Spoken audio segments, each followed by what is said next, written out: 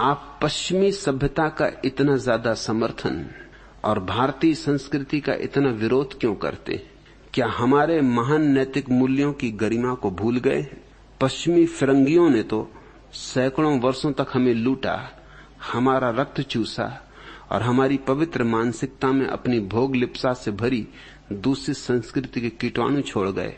और आज हमारे युवक अपनी स्वर्णिम संस्कृति को भूलकर उनका अंधानुकरण कर रहे हैं। क्या समय रहते अपनी संस्कृति को बचा लेना जरूरी नहीं है? क्या आपका भारत के प्रति कोई कर्तव्य नहीं है? विद्याधर वाचस्पति, मैं अपना कर्तव्य निभा रहा हूं, यही मेरा कर्तव्य है। कर्तव्य का अर्थ होता है करने योग्य। आज जो करने योग्य है वही मैं कर रहा हूं, लेकिन तुम्हारा प्रश्न महत्वपूर्ण है और इसके एक एक टुकड़े पर विचार कर लेना जरूरी है। पहली बात, तुम कहते हो आप पश्चिमी सभ्यता का इतना ज्यादा समर्थन और भारतीय संस्कृति का इतना विरोध क्यों करते हैं? इसलिए कि पश्चिमी सभ्यता शरीर से शुरू होती, भौतिकवाद से शुरू होती। पश्चिमी सभ्यता में अध्यात्म नहीं है। पश्चिमी सभ्यता ऐसी है जैसे बुनियाद तो डाल दी गई हो मंदिर की और मंदिर ना उठाया गया हो, और पूर्वी सभ्यता ऐसी कि बुनियाद तो कभी डाली नहीं गई, मंदिर का सपना देखा जा रहा है। पश्चिमी सभ्यता यानी विज्ञान और पूर्वी सभ्यता यानी अध्यात्म, लेकिन बिना विज्ञान के अध्यात्म नपुंसक होगा, उसकी बुनियाद ही नहीं होगी। पहले तो बुनियाद ही भरनी होगी। अगर मंदिर बनाना है तो पहले बुनियाद के पत्थर जुटाने होंगे, और वे पत्थर विज्ञान ही जुटा सकता है। उन पत्थरों को जुटाने का अध्यात्म के पास कोई उपाय नहीं। हां, अध्यात्म तो मंदिर बना सकता है, अध्यात्म तो मंदिर का शिखर होगा, स्वर्ण शिखर। मगर स्वर्ण शिखर अकेला रहे तो मंदिर नहीं बनता। रखे बैठे रहो स्वर्ण शिखर को, किसी काम का नहीं, थोथा है। विज्ञान पहली चीज है, क्योंकि शरीर मनुष्य का आधार है और आत्मा मनुष्य का आत्यंतिक आविष्कार, वो अंतिम बात है। पहले विज्ञान फिर धर्म। भारत एक बुनियादी भूल में पड़ा रहा है। इसने विज्ञान का तिरस्कार किया, उसका फल भोग रहा है।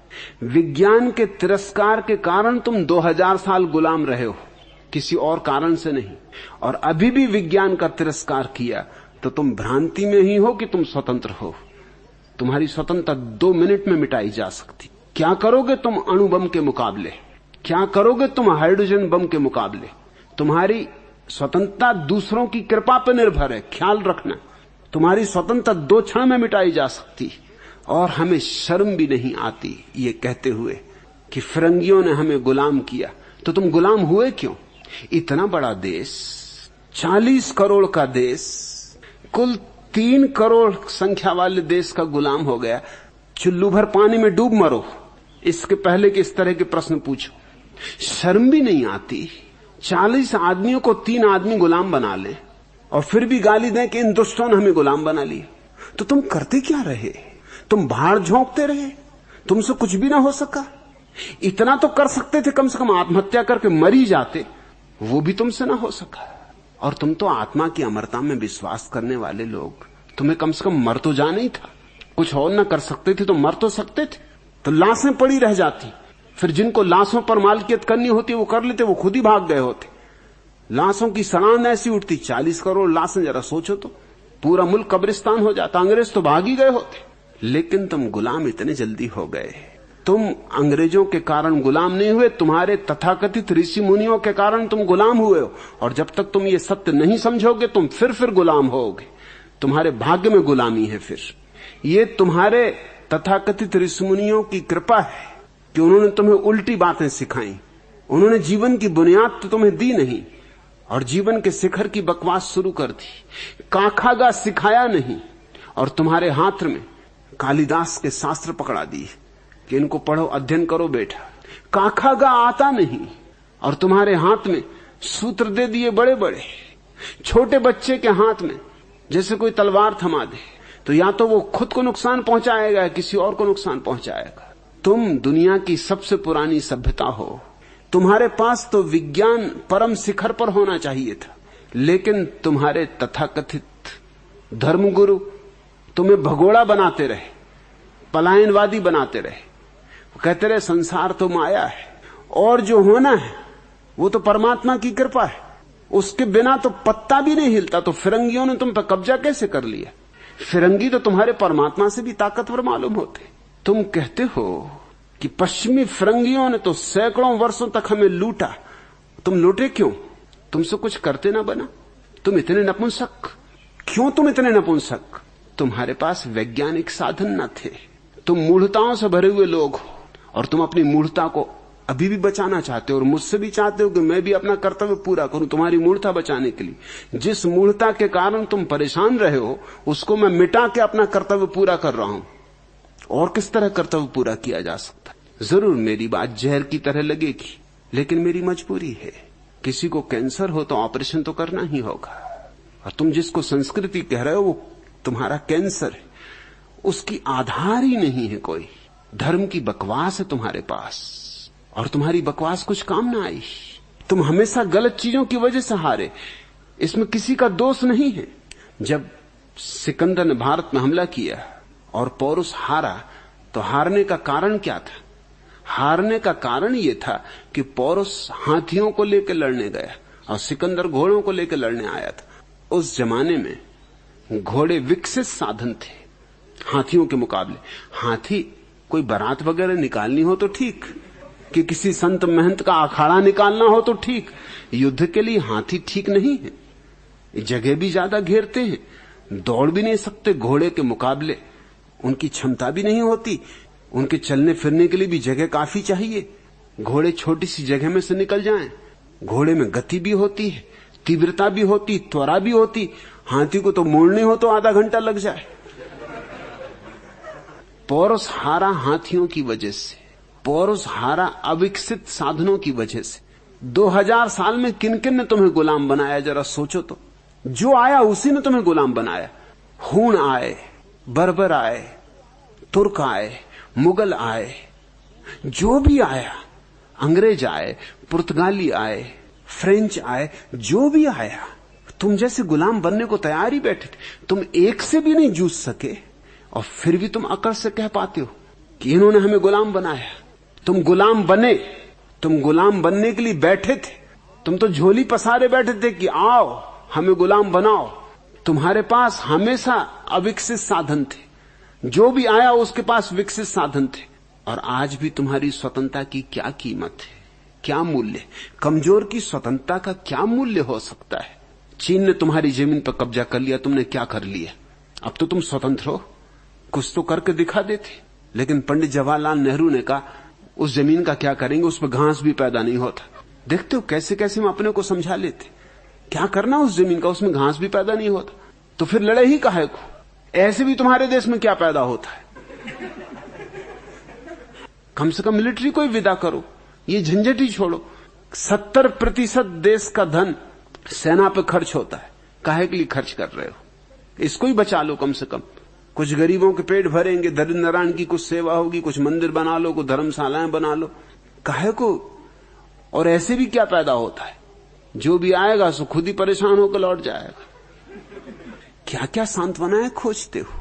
2000 साल में निरपवाद रूप से जो भी आया, और कैसे कैसे छोटे छोटे लोग आए, हूणों की कोई संख्या नहीं थी, मगर जो आया तुम उसके ही पैर चूमने को राजी हो गए। और मैं तुमसे ये कह देना चाहता हूं, तुम अपने कारण आजाद नहीं हुए हो। इस भ्रांति को छोड़ दो।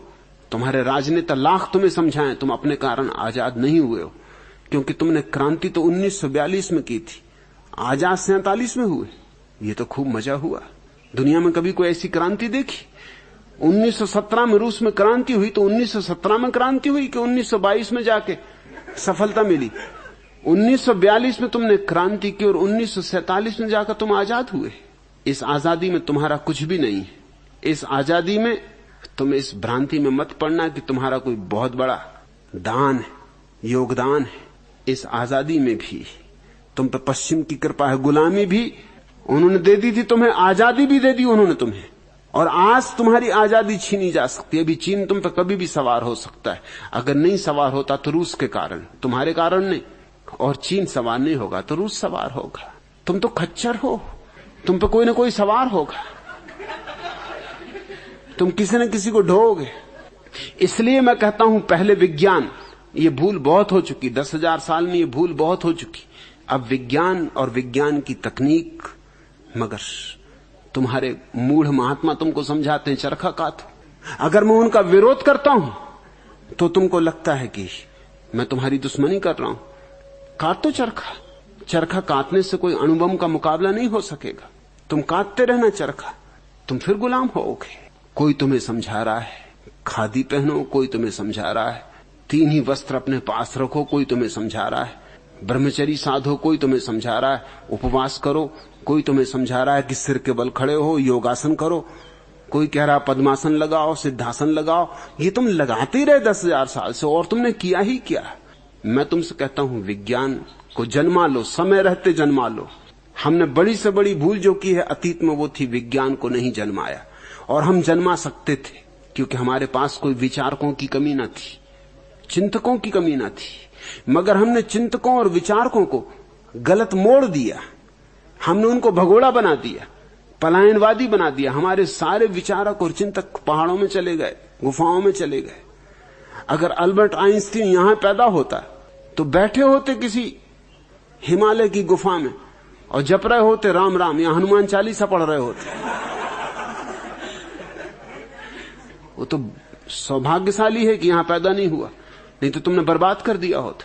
अब हनुमान चालीसा पढ़ोगे तो ठीक है, हनुमान जैसी बुद्धि हो जाएगी तुम्हारी।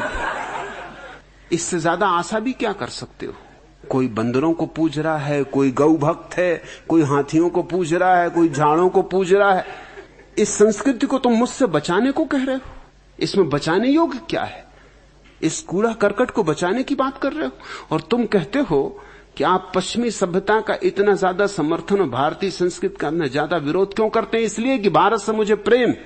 मैं चाहता हूं कि ये भी दुनिया में अपना स्थान पाए, सम्मानपूर्वक अपना स्थान पाए, और ये विज्ञान के बिना नहीं हो सकता है। भारत को विज्ञान सीखना होगा, पश्चिम को अध्यात्म सीखना होगा, तब इस सारी मनुष्यता एक संतुलन पर आएगी। तो पश्चिम के आदमी से मैं कहता हूं अध्यात्म सीखो, और पूरब के आदमी से कहता हूं विज्ञान सीखो। पश्चिम ने बुनियाद रख ली है, मंदिर नहीं बन पाया।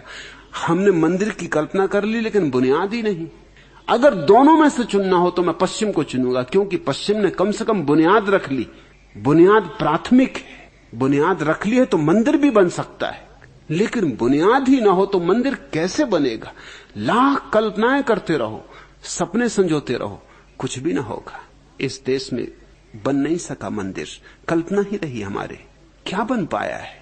कोई एक बुद्ध पैदा हो जाए, एक महावीर पैदा हो जाए करोड़ों करोड़ों लोगों में, इसको तुम कुछ बनाओ कहते हो, इसको तुम धार्मिक संस्कृति कहते हो। आदमी मर रहा है, सड़ रहा है, दुर्बल है, बीमार है, रुग्ण है। दुनिया में सबसे कम हमारी औसत आयु है, सबसे कम हमारी औसत बुद्धि है, सबसे ज्यादा काहिल और सुस्त हम है, कामचोर है।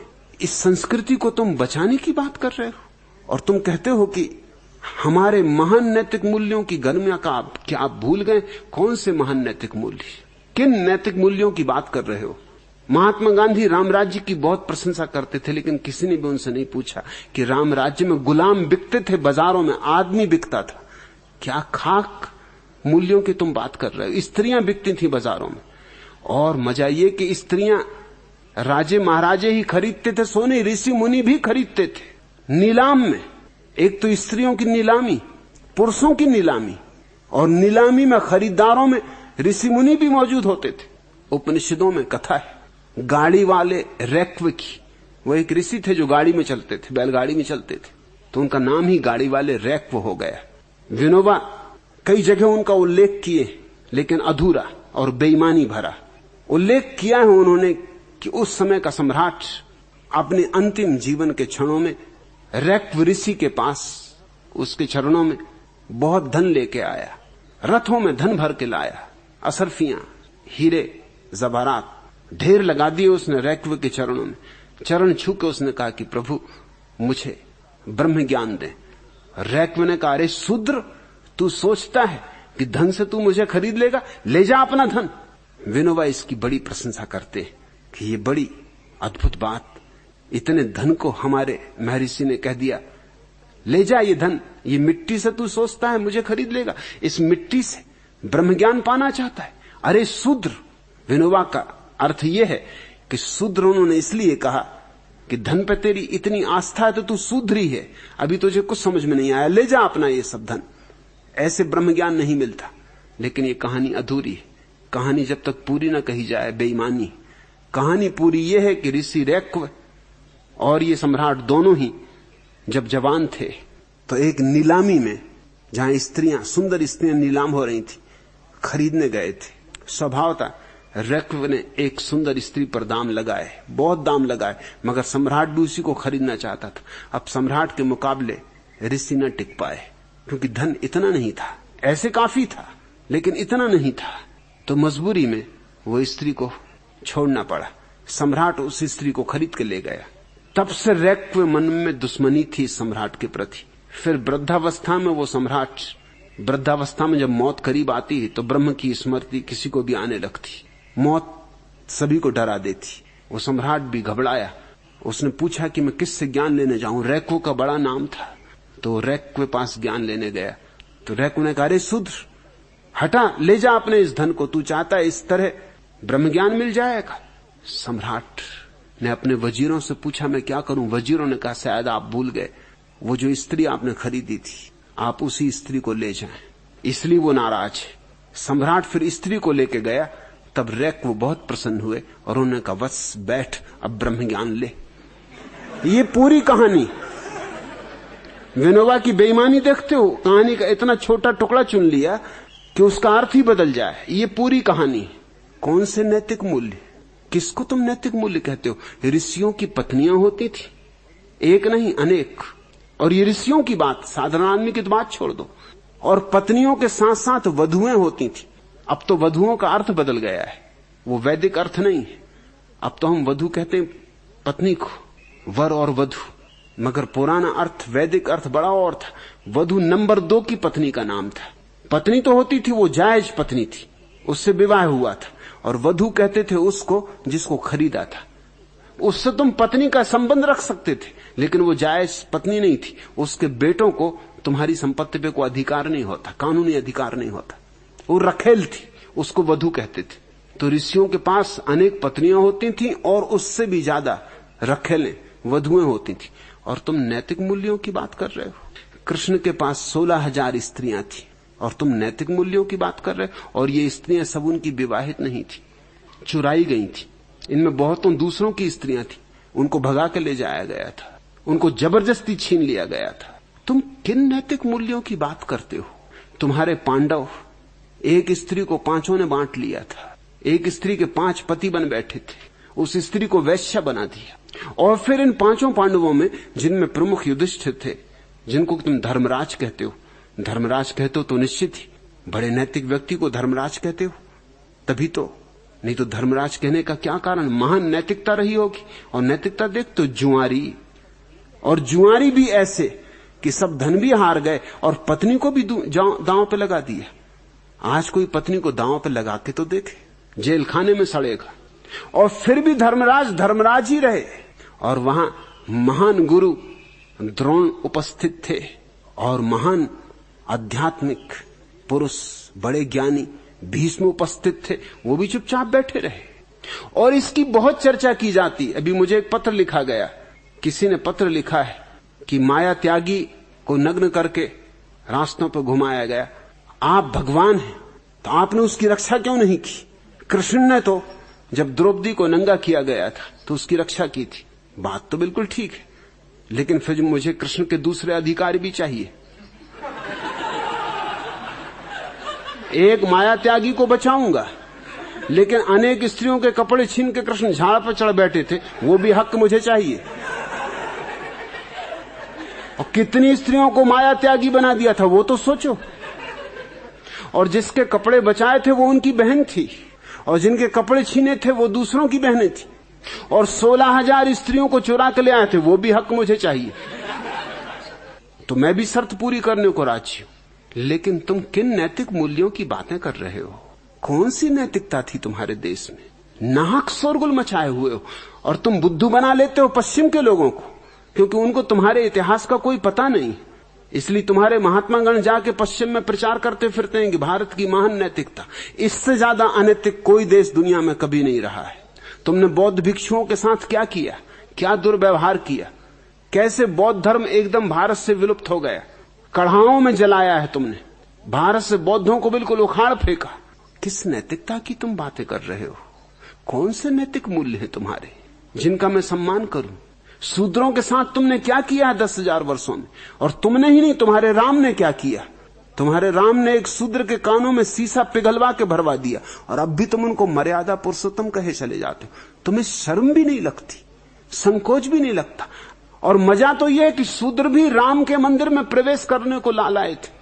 और महात्मा गांधी और विनोबा जैसे लोग आंदोलन चलाते हैं कि शूद्रों को मंदिर में प्रवेश मिलना चाहिए।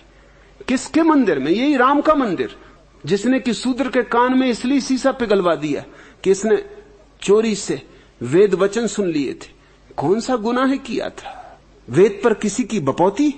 शूद्र को हक नहीं परमात्मा का स्मरण करने का, परमात्मा को पाने का? स्त्रियों के साथ तुमने क्या किया है जरा सोचो तो। स्त्रियों को बिल्कुल मिटा ही डाला, उनका सारा व्यक्तित्व नष्ट कर दिया, उनकी आत्मा नष्ट कर दी। जैन धर्म में हिसाब है कि स्त्री पर्याय से मोक्ष नहीं हो सकता।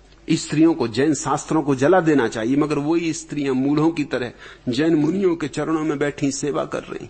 गौतम बुद्ध ने वर्षों तक स्त्रियों को दीक्षा नहीं दी। जब भी दीक्षा के लिए कहा गया उन्होंने इंकार कर दिया। सिर्फ पुरुषों को दीक्षा, स्त्रियों को दीक्षा नहीं। क्यों? क्या स्त्रियों से ऐसा डर है? क्या ऐसी घबराहट है? और अगर इतनी घबराहट है तो क्या खाक तुम्हारे भिक्षु सन्यास को उपलब्ध हुए? क्या उनको ध्यान उपलब्ध हुआ है जो स्त्रियों से ऐसे डरे हुए? और मजबूरी में, चूंकि बुद्ध की सौतेली मां ने जब मांगा, उसको इंकार न कर सके। तुम बातें तो करते हो अपने पराये की कि कौन अपना कौन पराया, मगर बुद्ध को भी औरों की स्त्रियां आई, औरों की माताएं, उनको इंकार कर दिया। खुद की सौतेली मां आई दीक्षा लेने तो उसको इंकार नहीं कर सके। और चूंकि अपनी सौतेली मां को दिया तो फिर और स्त्रियों के लिए दरवाजा खुल गया। जिस दिन उन्होंने स्त्रियों को दीक्षा दी उस दिन बुद्ध ने क्या कहा याद करना। बुद्ध ने कहा कि अगर मैं स्त्रियों को दीक्षा न देता तो मेरा धर्म 5000 साल चलता, अब मुश्किल से 500 वर्ष चलेगा। स्त्रियों का अपमान तुम सोचते हो? किस किस तरह से अपमान किया जा रहा है। राम सीता को बचा के लौटते हैं लंका से, तो वाल्मीकि की रामायण में जो वचन है बड़े अभद्र, राम को शोभा नहीं देते। कम से कम मर्यादा पुरुषोत्तम जिसको कहते हो उसको तो शोभा नहीं देते। राम ने क्या कहा? राम ने कहा, ए स्त्री, तू ये मत समझना कि मैंने तेरे लिए युद्ध किया है। ठीक ही कहते हैं, स्त्री के लिए कौन युद्ध करता? पैर की जूती। फिर युद्ध किस लिए किया है? युद्ध इसलिए किया कुल मर्यादा के लिए, कुल की प्रतिष्ठा के लिए। ये कुल का अहंकार रघुकुल, उसकी प्रतिष्ठा के लिए युद्ध किया है, सीता को बचाने के लिए नहीं। और फिर सीता से कहा कि अग्नि परीक्षा दो। चलो मान ले कि भय है कि सीता अकेली थी रावण के हाथ में, पता नहीं रावण के साथ कुछ अनैतिक संबंध बन गया हो, चलो ठीक अग्नि परीक्षा हो ले। लेकिन राम भी तो इतने दिन अकेले रहे थे। अगर परीक्षा ही देनी थी तो दोनों को साथ साथ देनी थी, ताकि सीता को भी भरोसा आ जाए कि इतनी देर पतिदेव अलग रहे, क्या किया क्या नहीं किया क्या पता। लेकिन स्त्री को तो ये पूछने का हक ही नहीं, सवाल ही नहीं उठता। पुरुष पुरुष है, पुरुष बच्चा, उसकी बात ही और। स्त्री की परीक्षा ले ली और खुद का क्या भरोसा है।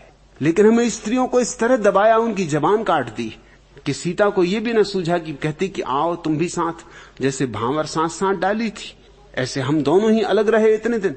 तुम भी न मालूम अंदरों बंदरों के साथ किन किन के साथ रहे, क्या किया क्या नहीं किया क्या पता। तो दोनों ही साथ गुजर जाएं, परीक्षा ही है तो पूरी हो जाए। तो सीता की परीक्षा हुई, राम की परीक्षा नहीं हुई। ये पुरुष के अहंकार से पीड़ित देश है। इसमें स्त्री के साथ जैसा अनाचार हुआ है उसको देख के इसे नैतिक नहीं कहा जा सकता। और फिर एक दुब्बड़ ने कह दिया अपनी पत्नी को कि तू रात भर कहां रही, मैं कोई राम नहीं हूं कि तुझे घर में रख लूं, निकल जा। बस इतनी सी बात से राम ने अग्नि परीक्षा लेने के बाद भी सीता को जंगल में फेंकवा दिया। और तुम नैतिक मूल्यों की बात करते हो। अगर जाना था तो फिर दोनों ही चले जाते जंगल। लेकिन राज्य को नहीं छोड़ा, धन को नहीं छोड़ा, पद को नहीं छोड़ा, प्रतिष्ठा को नहीं छोड़ा, स्त्री को छोड़ दिया। ये अहंकार का बचाव है और कुछ भी नहीं। ये अहंकार पर जरा भी आंच ना आए कोई ये ना कह सके कि राम ने स्त्री को घर में रख लिया। और अग्नि परीक्षा का क्या हुआ? अग्नि परीक्षा सीता ने दी थी, इन सज्जन ने दी भी नहीं थी, और उसी को घर से फिकवा दिया।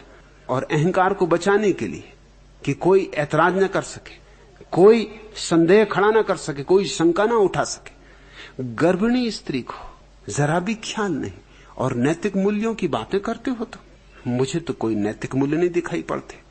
शूद्रों के साथ ब्राह्मणों ने जो व्यवहार किया है, इससे बड़ी अनीति कहीं भी नहीं हुई। हां, अच्छी अच्छी बातें तुम्हारे शास्त्रों में लिखी, मगर अच्छी अच्छी बातें लिखने से कोई नैतिक नहीं होता।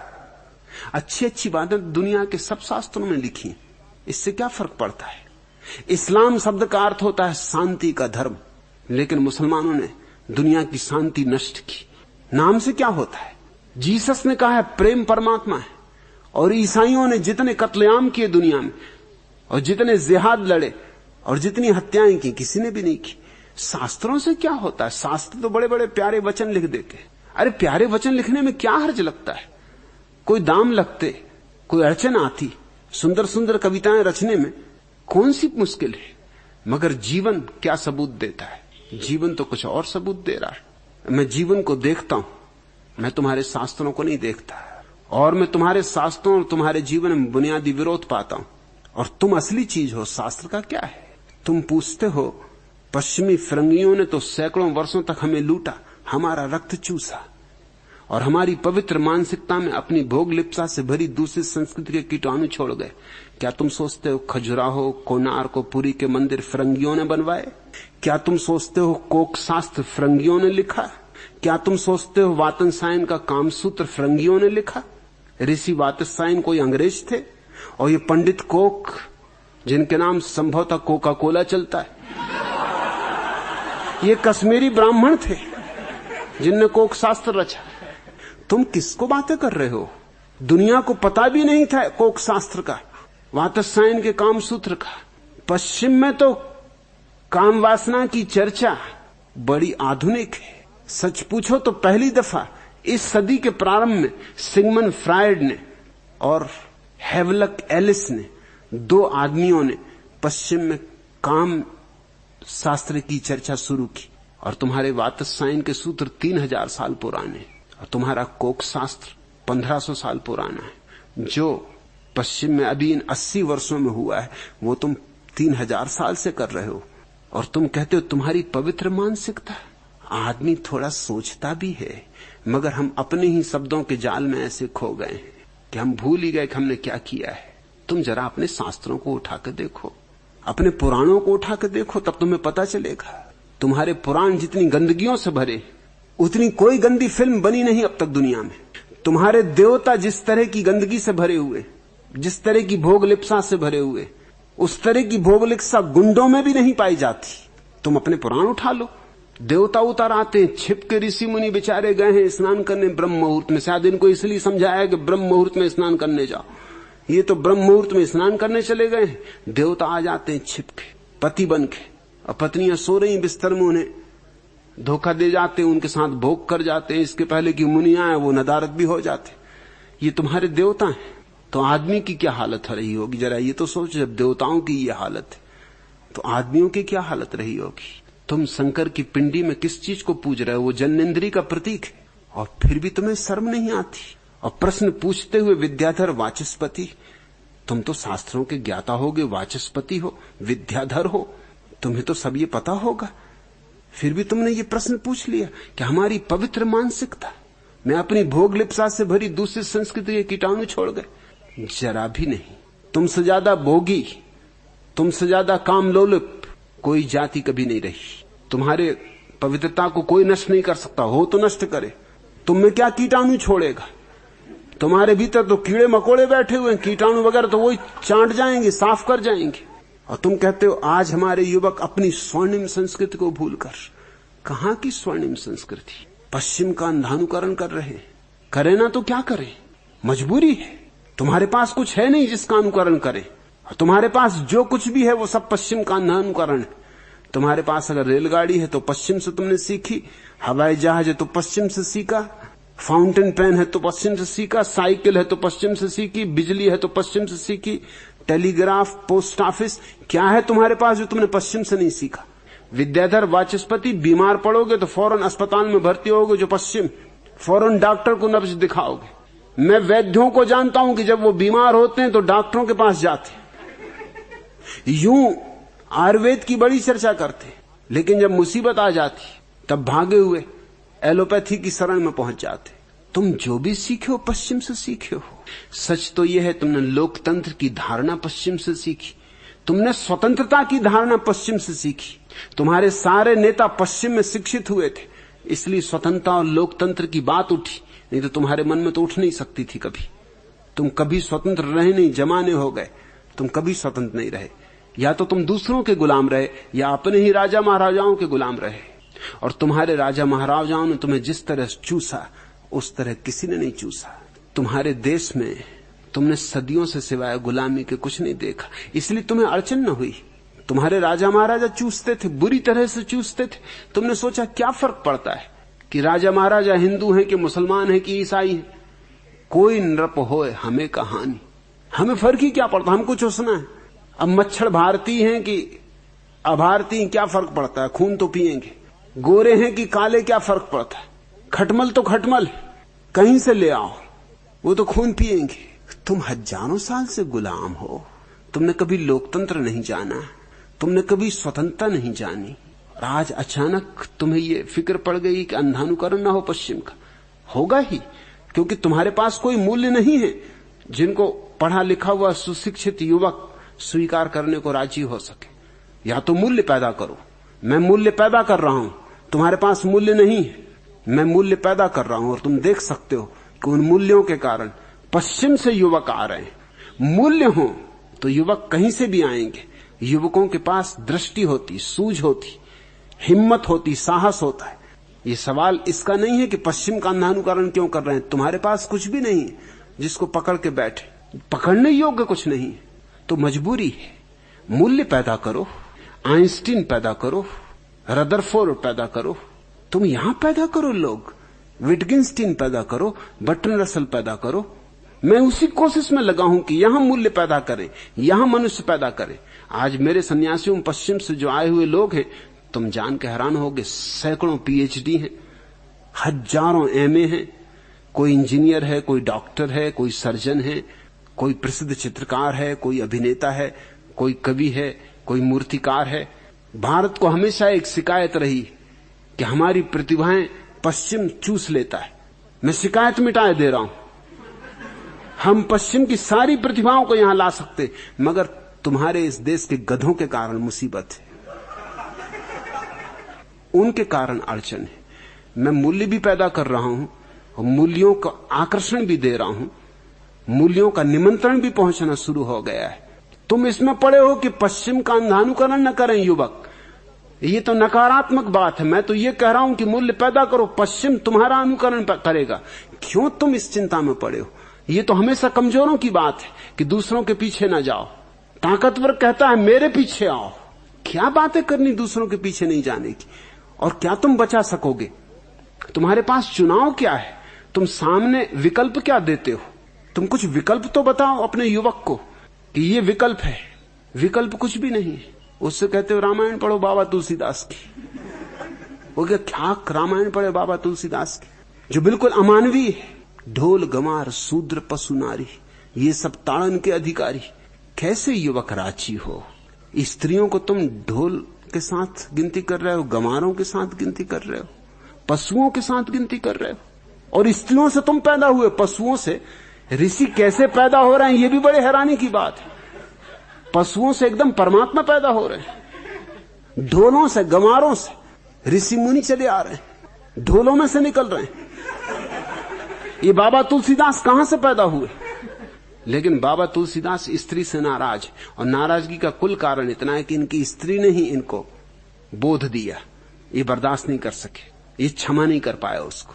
ये अंधे लोलुप कामी आदमी थे। स्त्री माय के गई थी, ये कुछ दिन चैन से न बैठ सके। राम राम जपते रहते, माला फिरते रहते, कुछ भी करते, कई तरह की बेवकूफियां हमें आती, कुछ भी करते रहते, मगर नहीं।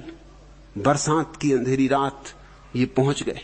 नदी पूर पर थी, नाव मिली नहीं, सोचा एक लक्कड़ बहा जा रहा है, लक्कड़ नहीं था, लाश थी आदमी की।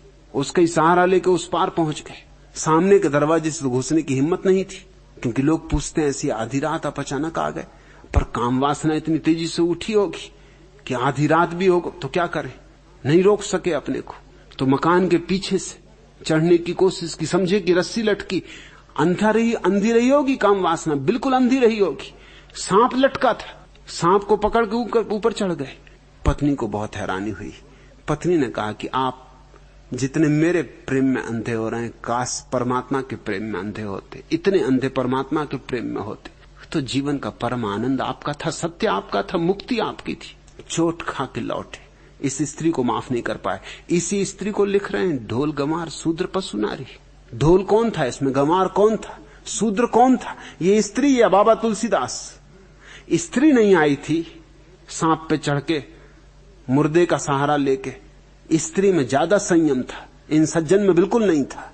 वो नाराजगी भीतर बैठी हुई है। तुम युवकों को क्या कहते हो? विटगेंस्टीन के मुकाबले या बर्ट्रैंड रसेल के मुकाबले बाबा तुलसीदास को पढ़े।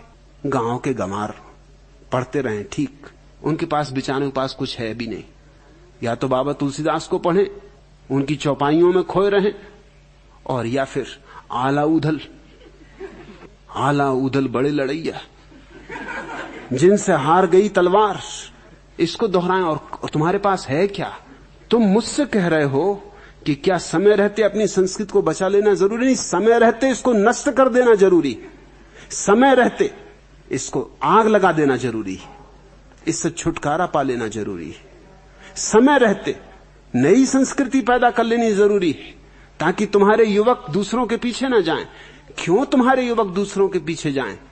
लेकिन यहां सड़ रही है लाश, यहां तुम्हारी संस्कृति मुर्दा हो गई, कब की मरी हुई है, सांस चल नहीं रही उसमें सदियों से। कब तक लाश को पकड़े रहे? दुर्गंध उठ रही, इसको जलाओ, खाक करो, नई संस्कृति को जन्म दो। उसी काम में मैं लगाऊं। नई संस्कृति हो तो पश्चिम भी उसका अनुकरण करने को राजी हो सकता। तुम यहां प्रत्यक्ष प्रमाण देख सकते हो। मैं कभी नकारात्मक ढंग से सोचता नहीं। मुझे इसकी फिक्र नहीं कि तुम्हारे युवक क्यों पश्चिम का अनुकरण कर रहे हैं। मुझे इसकी फिक्र है कि क्यों ना ऐसी संस्कृति पैदा हो कि तुम्हारे युवक भी उसका अनुकरण करें, पश्चिम भी उसका अनुकरण करे। लेकिन वो संस्कृति भिन्न होगी, पश्चिम से भी भिन्न होगी, पूरब से भी भिन्न होगी। उसमें पूरब का दकियानूसीपन नहीं होगा, उसमें पूरब का सड़ा गलापन, बुढ़ापा नहीं होगा, उसमें पश्चिम की छिछली भौतिकता नहीं होगी, उथलापन नहीं होगा। उसमें पश्चिम का विज्ञान होगा, पूरब का अध्यात्म होगा। किसी तरह अल्बर्ट आइंस्टीन और गौतम बुद्ध को एक साथ खड़ा कर देना, एक ही सिक्के के दो पहलू बना देना। विज्ञान और धर्म जहां मिल जाएं, भविष्य उसी सिक्के का उसी सिक्के का राज्य भविष्य पर चलने वाला है, उसी सिक्के का चलन होने वाला है। निश्चित मैं दोनों को नाराज करूंगा। भारतीय नाराज होंगे क्योंकि मैं पश्चिम से विज्ञान लूंगा, और पश्चिमी पंडित पुरोहित वो भी मुझसे नाराज। चर्चों में जर्मनी के, हॉलैंड के, अमेरिका के मेरे खिलाफ प्रवचन दिए जा रहे हैं, वक्तव्य दिए जा रहे हैं, घंटों विवाद हो रहा है, सारी दुनिया में तहलका मचा हुआ है, चर्चा चली हुई कि मैं जो कह रहा हूं वो कहां तक सच है। और उनको घबराहट पैदा हो गई क्योंकि मैं उनके युवकों को आकर्षित कर रहा हूं। अभी यहां इटली सरकार की तरफ से टेलीविजन फिल्म बनाने के लिए लोग आए हुए। वो सिर्फ इसलिए आए हुए हैं कि क्या कारण है, इटली से इतने युवक और युवतियां क्यों पूना जा रहे हैं। वो सिर्फ इस बात का पूरा अध्ययन करने के लिए और इसका अध्ययन करके फिल्म बनाने के लिए आए हुए। और तुम पड़े हो इस फिक्र में कि हमारे युवक अंधानुकरण न करें। मुझे नकारात्मक बातों में रस नहीं। मेरा रस इस बात में कि हम यहां एक ऐसा उत्तुंग शिखर पैदा करें। स्वर्ण युग लाया जा सकता है, लेकिन वो होगा समन्वय का। वो न होगा भारत का, न होगा किसी और देश का। वो भौगोलिक नहीं होगा, वो सारी पृथ्वी का होगा, वो पूरे मनुष्य का होगा। सारी मनुष्यता उसमें अपना दान देगी। उसमें लाओत्सु, च्वांगत्सु, लीह-त्सु, कन्फ्यूशियस का दान होगा। उसमें महावीर, बुद्ध, रमन, कृष्णमूर्ति का दान होगा। उसमें जीसस, फ्रांसिस, एकहार्ट, बोहमे का दान होगा। उसमें सूफी फकीरों का दान होगा, ज़ैन फकीरों का दान होगा, हसीद फकीरों का दान होगा, उसमें योग का दान होगा, तंत्र का दान होगा। जगत में जो भी श्रेष्ठतम हुआ है उन सारे फूलों से निचोड़ के एक इत्र मैं यहां तैयार कर रहा हूं। मुझे भारत और गैर भारत में कुछ लेना देना नहीं, लेकिन मैं भविष्य में उत्सुक हूं। अतीत में मेरा कोई रस नहीं। आज